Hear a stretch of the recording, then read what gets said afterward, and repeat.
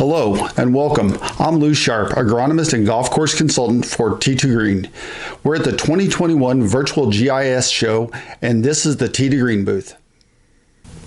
2020, a year like no other, global pandemic. Who would have known this was coming? There wasn't anybody globally that wasn't affected by this.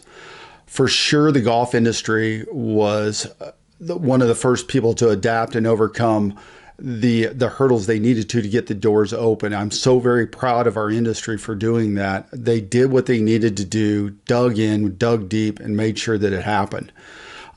For sure, we got a long road to go, but hopefully we'll have things back on track very, very soon. What has me excited when I talk to golf course superintendents? Well, everything. That's one of my favorite parts about my job. I get to go out, meet with superintendents on a day-to-day basis, or talk to them on the phone, or now with Zoom with the pandemic going on. But I talk every day with those guys, see what's going on. I grew up in the golf industry. I have a passion for the golf industry. And so I learn something new every day myself. I am hoping I'm actually teaching these guys something, but that's what gets me up in the morning. What is the most important factors when selecting a bentgrass? For me, I would say location first. Location, where are you located? Is it a transition area? Is it a cold area? Is it a dry climate? Is it a very humid climate? From there, we can start drawing it down. And then next would be, what's the major issues you face on a daily basis? Do you have a lot of trees, so a lot of shade on your golf course? Is it a public golf course where you're turning tons of rounds through, so you need something more traffic tolerant? Maybe you live out of the country, out of the US and Canada, or somewhere where you can't use fungicides. So now you need something that's a little bit more disease tolerant, or a blend of grasses to be more disease tolerant. So there's a lot of things that go into selecting the right grass. If you ever have issues, please log on to Tee-2-Green and look me up, and I can help you find the right grass. Or maybe you can find it there on the website in our scorecard. But it's not rocket science. There's a lot of new bent grasses out there that solve issues, and we are the #1 leader in that. So give us a call, let us know, we can see if we can help you. Okay, I get this question all the time. How can I improve playability and turf quality without shutting the golf course down for a full renovation? Well, make sure that you don't need a full renovation. If the greens aren't perking or something's wrong internally in the greens, then you probably need to renovate. But if you're just looking to improve the playing surface, everything's working great, then interseeding works. You can actually interseed with 100% success with never shutting the golf course down. Matter of fact, you don't even have to interrupt play with the right seeders. The #1 takeaway for you is make sure that it's at the right depth, which is anywhere between 1/4 and 6 millimeters deep. Soil to seed contact is preferable. Make sure that you get the seed down in there. Don't bury it. And it's unbelievable, just a little bit of work. 1 to 3 interseedings a year, over 3 years, you will see an unbelievable change in your greens. Even if we've seen great success even at greens that had 80% pull annual in the greens. We've seen a change over to 50, 60, even 70% catch with 1 to 2 interseedings in a year. With the newer varieties we have, they're a higher seed count than we've ever had, and that's what you need to compete with POA. They green up faster in the spring. They green up at the same temperature or colder than POA annua. They hold color longer and grow longer into the fall to outcompete. They're deep rooting, they're very drought tolerant, and more disease tolerant. So just a little bit of effort, you can improve the surface, you can reduce your inputs like water, fungicides, and I guarantee you'll have a great success. Oak Ridge faced some really tough circumstances. In 2018, they had winter kill. 2019, they had a dagger to the heart, and they had total kill on the greens. We've seen this in the Midwest, upper Midwest, and northeast of the U.S. from 2014 till 2019. Harder and harder winters. Our climate's changed so much. And unfortunately, clubs like Oak Ridge that had, a large population of POA on their greens, they just can't take that. Bent will survive under ice for days on end. We got golf courses that'll be under ice for 120 days with bent and still survive. If you do that with POA annual, you're not going to live. And unfortunately, that's what happened at Oak Ridge. What makes Pure Select and Pure Distinction the right choice for golf courses in colder climates?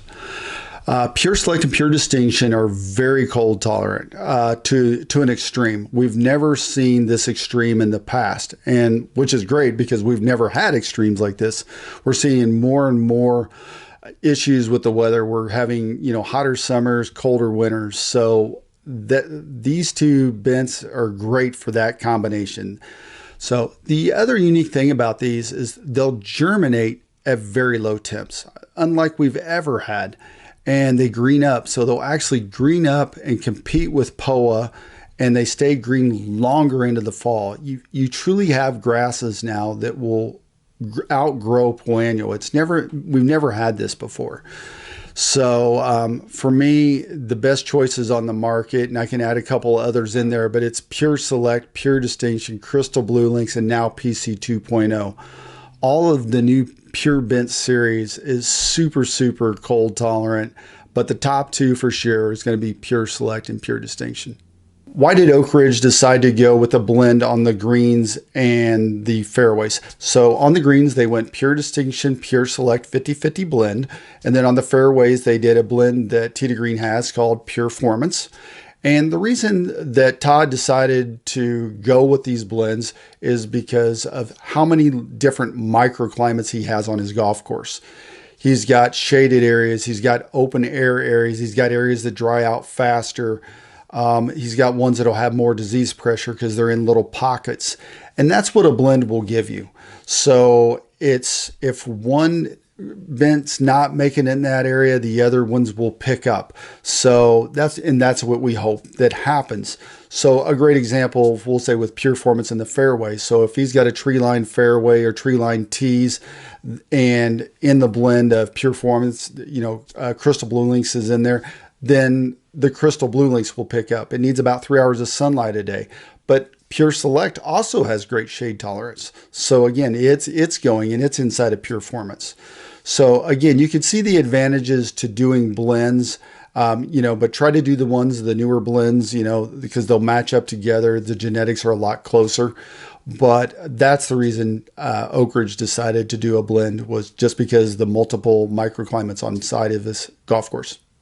What makes Pure Formance the ideal bent for tees and fairways for Oak Ridge?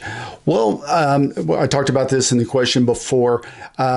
It's a blend of 3 grasses. So basically at this golf course, he was worried about his microclimates in the different parts of his golf course. It's a very shaded golf course. He's got elevated areas. He's got low areas.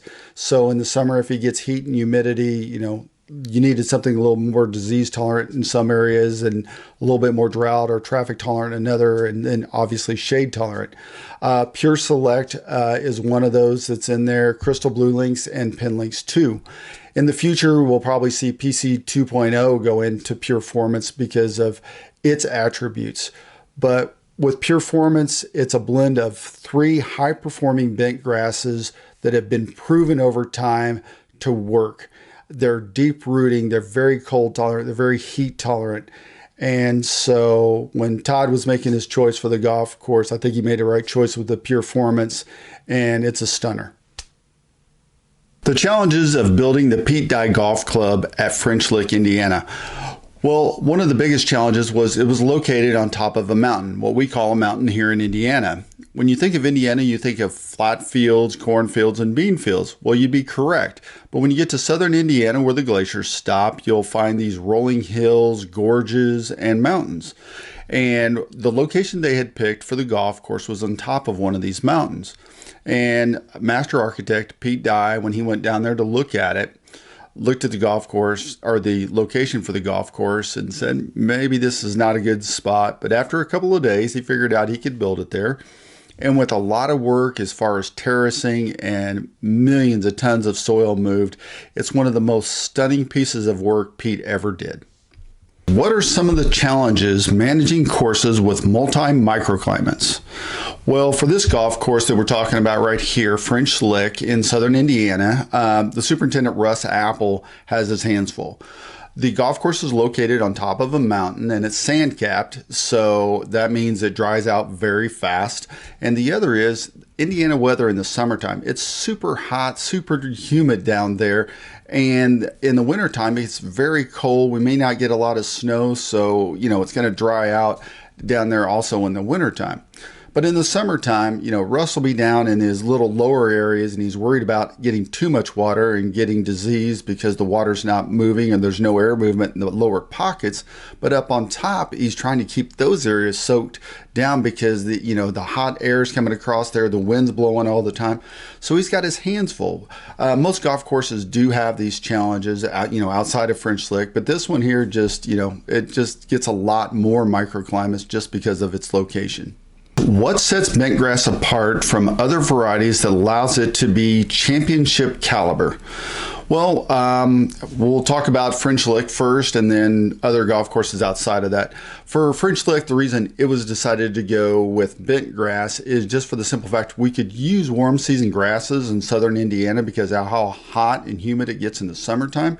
But in the wintertime, they'll go dormant after the first or second frost. So that really limits the playable surface for year-round golf like we would have down there. So Bentgrass is a year-long season down there for French Lick, and it's a playable surface. It's a much more desirable surface than warm season grasses. Now, as far as anywhere else, Bentgrass for greens, there's not a better putting surface out there. The new hybrid Bermudas are getting better all the time, but they're not to the quality of putting surface that you would get off of Bentgrass. For me, growing up on Bentgrass, I prefer to hit on Bentgrass fairways and tees. To me, I could get the ball up going faster, better. For other people, they may like Bermuda, but for me, that's not, it's a player's choice on that. But as far as putting surfaces, there's not a better putting surface on the market today than Bentgrass. The Brickyard Crossing has quite the unique setup. What are some of the challenges maintaining Bentgrass given some of those differences compared to an average golf course? Well, the Brickyard Crossing is not an average golf course. It's located in Indianapolis, Indiana, and 4 of its holes are actually on the inside of the Indianapolis 500 Motor Speedway. So that's a unique challenge on its own. Well, what's really cool about the outside holes are they were set up to be a stadium course by Pete Dye. So you have elevated tee, lower tees, you got a creek running through. So there's tons of different microclimates that are happening all the time on that golf course. So it's also sand capped. So, the top of the tees could dry out where the lower parts are staying wet along the creeks. We're super hot and humid in Indiana in the summertime, super cold in the wintertime. Then you get on to the inside 4 holes, which is really unique because you drive underneath the racetrack and you come up in the middle of the track and you're surrounded with grandstands. So you're limited on airflow for one, but the other is just imagine this gigantic mirror from the grandstands facing down on your turf all the time. But some of the cool things about this, it's not, that makes it also unique is you could be actually out playing golf and a NASCAR car will go blowing by or an Indy car or a vintage race car will go by. So maybe that's what's more unique than anything. What has allowed Pincross to remain relevant for so many years after its introduction over 60 years ago? Well, Pincross has become a tried and true friend to the golfers and to the golf course superintendents. We know what it's going to do. If it's cold out, it'll go dormant and it'll snap out of it. If it's a drought and it goes blue, it'll come right out. It's always been there for us. So it's like a really true blue friend. So it's been a real challenge to get a successor for that because people have come to depend on Pincross. And that, if you go to a golf course and you ask him what's on the green and the superintendent hasn't been there long, he would always say, oh, it's old Pincross and such and such. So, it just became the industry standard. Now we're working into PC 2.0, which is our latest and greatest. And PC 2.0 was actually selected off of a Bentgrass golf course in North Carolina. The golf course had been closed for several years. They went in, made selections out of that, brought it back, and sure enough, this thing is drought tolerant. It germinates at very low temps. It greens up fast in the spring, keeps its color longer into the fall. And it's got all the attributes of Bentgrass, but one up it or two up it, 2.0. So we're looking forward to the future with PC 2.0, but paying homage to the old Bentgrass from 1955. What makes Pureformance ideal for high traffic areas such as public practice facilities? Well, it's actually Pureformance is the name of it, and it's the combination of 3 high-performing bent grasses from Tee-2-Green. Each one of these were top and end tapped as they came through. In the blend, we have Pure Select, Crystal Blue Links, and Pin Links 2. As Pin Links 2 phases out into the future, the next grass to go into it will be our newest one, PC 2.0. What's unique about these 3 in combo is they complement each other. They're all drought tolerant. They all are very deep rooters. They green up fast in the spring. They can germinate at very high temps. They keep their colors longer into the fall. Well, with this growth habit, it allows the divots to fill in faster and it recovers faster from foot traffic, wear day-to-day wear of machines and aerification. The other one with the drought is with the deep rooting. These things are very deep rooting. You can dry these things down. When you dry them down, you don't get as many divots on a driving range. A lot of guys keep their driving ranges way too wet. But with the deep rooting on this and being able to dry them down, the performance on this is excellent. The other thing that I really like about these is they're so close in genetics, you won't see them morph out or start to become patchy and get that patchy look on them. So it's always an even look. It's a medium green color and it's fantastic. There's also excellent shade tolerance inside of Pureformance. So if your driving range tee or along the edges of your fairways or your tee itself is located in a shaded or low light or light filtered area, these things will still perform. They'll actually germinate in very low light. Crystal Blue Links, one of the major players in here, it only needs 3 hours of sunlight a day. And the other one is Pure Select. Pure Select has excellent shade tolerance. So when you add all these 3 together, it's excellent for traffic, but not only traffic for, using less fungicides, less water. It's a perfect combination of all 3. So that's the reason it was chosen for the Brickyard Crossing and many other golf courses that are out there today.